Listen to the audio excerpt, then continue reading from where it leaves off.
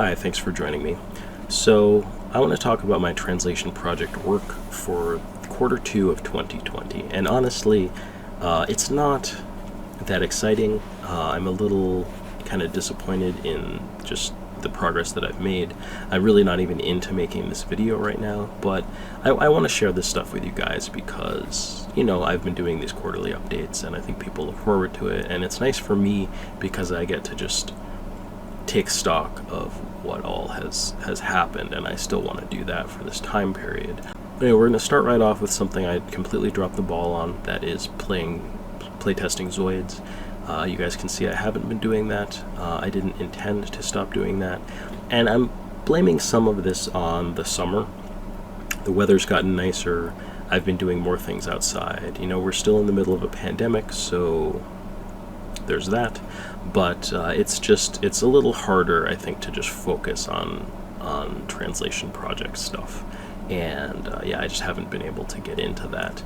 I have poked at some new games. I took a look at Bikuriman World. Mostly I just got curious about what that even is, because I'd seen Bikuriman around before, and I realized, I have no idea what that is. What is it? Turns out it is a series of collectible stickers that was popular in Japan. You could get maybe a pack or a little box or something, had like a cookie in it, and some collectible stickers. So it reminds me very much of, to date myself here, Garbage Pail Kids when I was a kid. You'd buy them in a pack with a little stick of gum, and it was like a handful of, they were stickers. They were collectible stickers, same kind of thing. So anyway, they spawned a bunch of games. The one on the Famicom is an RPG, and it looks kind of cool. There's a partial translation patch out there, but I was thinking, oh man, maybe I can make a table file for this and dump a script for it. Well, I made a table file for it, that went fine, but the text routine does something weird with katakana, and I was like, okay, this isn't going to be easy, I can't deal with this. So that's as far as I got with that. TM Network and Magic Knight Rayearth, also I've completely fallen off the wagon on those. I was really gung-ho on TM Network. I basically just got up to the top of the file of the script again, and I was going to start my first draft right, and I realized that I'd kind of skipped some of the beginning in terms of putting all of my translations into the translation memory, so it just threw me off. I haven't been motivated on them. I think Rayearth I'm gonna make the top priority here going into July. I have said that I want to get that done in July, so I want to try to be good to my word for that. TM Network, we'll see when I feel like working on that again. I took a look at Hokkaido Rensa Satsujin, Okotsuku ni Kiyu, something like that. Excuse me, I think it's a follow-up to the Portopia serial murder cases. I think it's, by Enix and Yuji Horii. So, I made a table file for it. I decoded some of the dictionary. I had to take a little inspiration from, the text encoding that's used in Dragon Quest. I don't really know what the deal was, but I was having trouble with it. And then I looked at the Dragon Quest table file, because I was like, oh yeah, it's by the same people and the same company, and somehow that kind of got me over a little bit of a hump. But anyway, it also does something weird with katakana and diacritics, and I was just like, it was like two games in a row where I made some progress, but just sort of hit a wall enough that I just didn't want to deal with them. So that it's just frustrating, and then three in a row here. I also took a look at Marmalade Boy on the Super Famicom. Same thing, I decoded all the kana. I'm not really sure actually if there's anything weird about the text routine for that. I might just need to write something to insert kanji into it, insert values for kanji like I was doing for some of those other games, but maybe I was having trouble even finding what the encoding for the kanji was or something. I don't know. Anyway, I looked at it. I might not get anywhere with that. It's, Marmalade Boy is a manga and anime. I've been watching the anime again a little while back. It's good. So there's that. I think I had mentioned at the end of the video last time about Miho Nakayama's Tokimeki High School. I had heard back from FC and Chill, so that's still going well. FC and Chill has been doing a lot of good work on that. They recently were able to get to the ending, insert the ending text, so that's all good. I think just recently they were saying that I should probably go through and do an edit on the script myself. So I'm going to do that. Maybe we can do that together too. Maybe we'll do that together like we did with Zoids. Let me know, I guess, if you guys think that would be fun. Maybe that'll get me back into, doing some of this stuff and maybe playtesting Zoids too. So yeah, maybe we'll do some editing on Miho Nakayama's Tokimeki High School. So there was a release. So that is good. So we're getting into more like, more positive stuff here, I guess. Supper and those guys, the Manja Zenki, CCC Mar, I don't know who else worked on it. I did a little bit of work on it. Bahamut Senki. I had done just a little. It was very little translating on it, maybe 10% or something on the script, and ended up passing it over to those guys. They banged it out. They translated the whole manual, which is super cool. It's a kind of like a hardcore strategy game, sort of tactical strategy game for the Mega Drive. It's all high fantasy based. It's pretty cool. There's there's elves. There's a whole bunch of different warlords basically, and they're all vying for to kind of conquer the land. And so you can make alliances with some of them, and then betray people, and it's just ruthless. You're just trying to take over the conquest of the land. So it's cool. It's a really cool looking game. I think you really need to read the manual in order to know how to play the game. So that's why they went to the extra trouble of translating that. But it looks great. So you guys should check that out. That's a good thing. So some positive stuff here. I also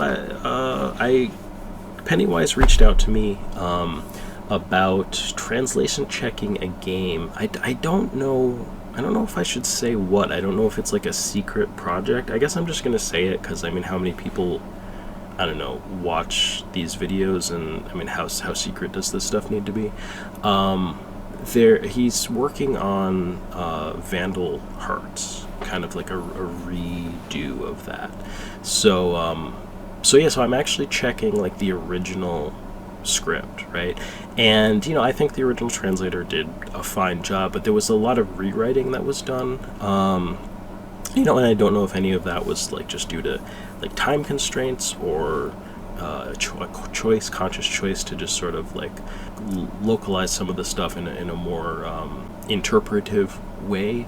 But anyway, I think what we're doing is we're bringing it a little bit more in line with the source text. So I took a look at that and I'm like, oh yeah, it could stand to be brought in line more with the source text. It's a little different. It takes some liberties. So that actually is kind of cool. I haven't gotten too far with it. I just have sort of poked at it, and I feel a little bit bad about that again because my motivation's been so low recently, and I don't know why. I'm just looking at it as a temporary thing. Sometimes you just get burned out too. What have I been doing these pretty much quarterly updates for the past 3-4 years or something, and really cranking out a lot of stuff too. I don't know if you guys saw my projects previously. I would usually have maybe 1 or 2 completed projects per year, and in the past few years it's been 5 or 6 or more. So I think I'm just